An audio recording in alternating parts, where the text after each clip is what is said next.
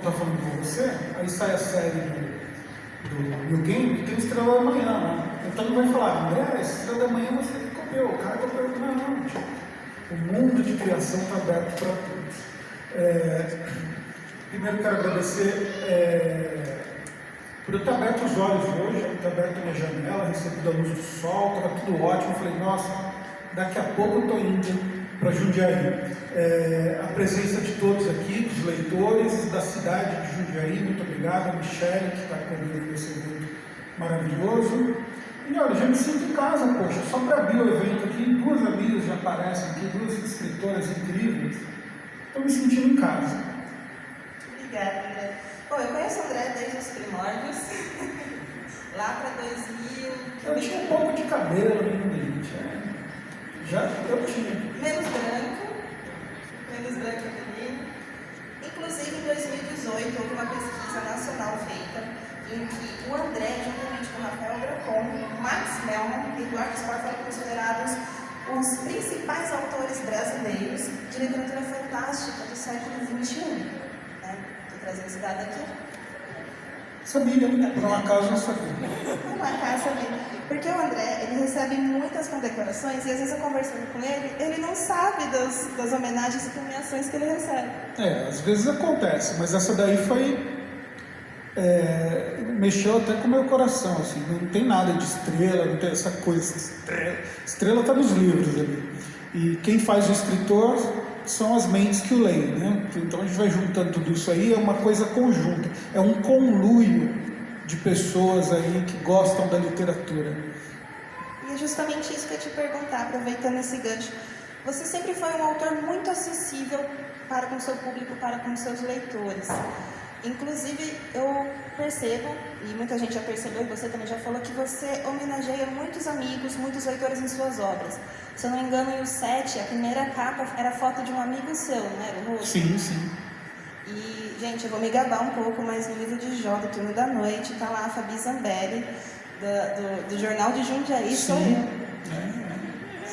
Mas... As capas do Turno da Noite, né? Antes de ter Instagram, marque aqui, não, os meus leitores já estavam lá. Tudo. Ele eternizou a gente com muita... Nossa, com uma homenagem muito legal, assim, eu fiquei muito encantada. E eu acredito que todo mundo fique. Então, desde os primórdios você faz isso. E eu queria saber, hoje em dia, como é que dá o seu relacionamento com os seus leitores. A gente vê que você está sempre em contato, você está sempre homenageando. Você mesmo acabou de falar dessa valorização que o escritor é feito pelo leitor. Então, eu gostaria de saber como que dá o seu relacionamento hoje com os seus leitores. Quanto eles influenciam na sua escrita hoje? Olha, o contato é sempre muito bem-vindo, né? Muito aberto nas duas vias, né? Eu deixo um número de WhatsApp disponível para os leitores. A Alexandra até me chamou nessa semana, né? Eu vou abrir sua mesa lá, eu já respondi prontamente. Assim que dá, eu posso demorar, mas eu respondo. Para pegar esse número de WhatsApp facinho, é só entrar no meu Instagram, @AndreVianco. Aí lá tem um botão lá, um linkzinho, né? Lá tem os telefones para os leitores, para os autores, enfim. Por que não ser acessível, né? Eu acho que, eu não tenho nada a mais que ninguém, assim, acontece que o meu trabalho precisa desse contato com as pessoas, né? Então eu acho que, para mim, eu valorizo muito e gosto bastante de participar de eventos assim. Hoje eu estava preocupadíssimo, achando que ia chegar atrasado e tal. Eu falei, nossa, meu Deus, chegamos aqui otimamente no horário, deu tudo certo. Porque o leitor, antes de ser leitor, é uma pessoa também, né? A Neuma Liana, a Neuma, tem uns leitores que eu não esqueço o nome, tem outros que daí não dá, né? Mas enfim, eu já estou perdendo a memória, vira e mexe, né? Mas eu gosto de manter essa frente aberta, conversar com os leitores. Agora, uma coisa que você falou é importante. Aonde o contato com os leitores interfere, influencia na criação, no trabalho, aí eu não deixo. Aí é o meu reino encantado, a Viancolândia, como fala a minha agente literária. Aí não tem esse contato. mas com os leitores para eventos, autógrafos, bater papo, trocar ideia, estamos lá. Perfeito. Então, aproveitando também o gancho que você falou desse contato das influências que você tem de escrita, tudo, eu sei que você é fã de Stephen King, né? Obviamente Jane Rice, você lia Contos da Cripta. Eu vou revelar um pouco da idade aqui agora, porque tem muita gente acho que aqui não sabe o que é Contos da Cripta, talvez. Você também era fã do autor de Musashi. Então você bebeu de muitas fontes de literatura sobrenatural, de terror ou de literatura intensa, com batalhas intensas, com reviravoltas intensas. Inclusive você também é fã de Victor Hugo e Edgar Allan Poe, e Victor Hugo tem umas coisas muito de relacionamentos intensos. Eu queria saber, obviamente dentro do seu livro a gente percebe essas influências, mas hoje em dia, como é que se dá essas influências na hora de você ter um rompante criativo? Você ainda sente que todos esses autores que você consome e consumia ainda permeiam os seus sonhos, permeiam o seu mundo fantástico na hora da criação? Ou você já conseguiu criar uma identidade André Bianco, somente André Bianco, que você consegue ver o limiar disso e saber por onde seguir sem ter essa influência tão forte? Olha que interessante, eu acho que o fluxo a enxergar é contrário, assim, não é chegar num cume de criação e depois, pronto, daqui para frente essa é a minha voz, essa é a minha marca. É o contrário, eles me fizeram.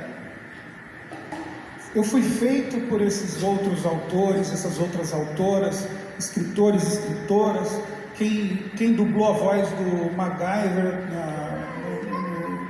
pro seriado que passava na Globo de tarde, enfim. Eu fui feito por essas influências. Sem essas influências não tem o que eu sou. Né?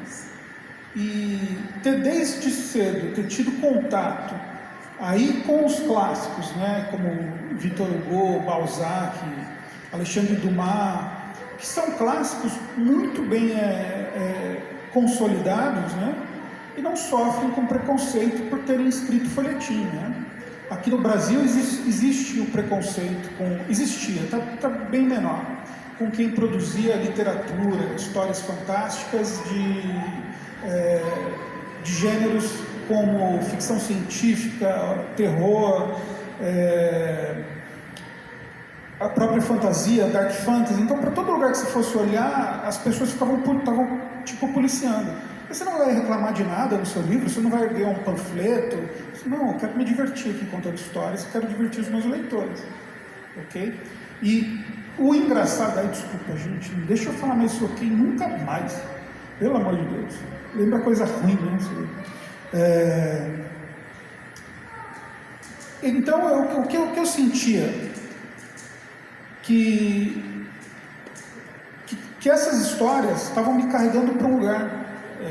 Essa vontade de contar histórias foi crescendo, conforme eu acumulava livros que eu estava lendo, histórias que eu estava assistindo na TV e tal. Para assistir terror não tinha essa boiada de chegar no Netflix, maratonar toda uma temporada de alguma coisa. Era penado, era só sexta-feira, de madrugada, à noite e tal. E pelo visto, você tem uma influência muito grande não só literária, mas também de cinema. Por acaso, isso também influenciou na sua jornada entre literatura, cinema, TV brasileira? Porque, para quem não sabe, o André Bianco não é somente um escritor, como se escritor fosse só uma coisa pequena, já é um grande escritor. Mas ele escreve também literatura infantil, já se aventurou, e às vezes se aventura na HQ, já trabalhou e trabalha com roteiros de cinema para a televisão brasileira, e inclusive, recentemente, ano passado, ele lançou um audiobook, gente. Então, ele está ali se aventurando e, né, vamos assim, experimentando coisas novas. Eu gostaria de saber como que é esse André Bianco que passa de uma história para outra, de uma formação de narrativa diferente para uma outra formação de narrativa, e de onde vem esses componentes, tipo, agora eu vou experimentar essas águas, agora eu quero isso, de onde tipo, chega o ponto que você fala, não, preciso ir para esse lado. Uau, quantas horas a gente tem de evento? Esse tipo de perguntas são as que eu gosto. Eu acho que desde que eu comecei a escrever e publicar, né? Meu primeiro livro foi publicado no ano 2000, o mundo já estava bastante digital, só os smartphones, eu acho. Aliás, teve toda uma troca de tecnologia, né? Softwares, hardwares e tudo mais. Mas, assim, o que existia de mais digital naquela época para mim era entrar no meu e-mail com a conta do Ball e pronto, era isso. Depois veio Orkut, olha, arrebentou Orkut. E aí a gente foi dançando em outras plataformas. O que acontece? Quando surgiu a tragédia grega, o primeiro momento que o homem pensou, vou contar uma história com começo, meio e fim, foi para montar tragédias na Grécia Antiga, claro, né? E Aristóteles foi quem foi chamado pelo Estado para transformar aquilo num projeto exequível, que acontecesse. Porque antes da tragédia, só existia os épicos falados, né? Não eram nem escritos, Ilíada, Homero e outros. E aí, quando chega nessa coisa de vamos colocar isso num teatro, num palco, a primeira coisa que Aristóteles detectou é que precisava ter começo, meio e fim. É o primeiro movimento tecnológico sobre contar histórias. Uau!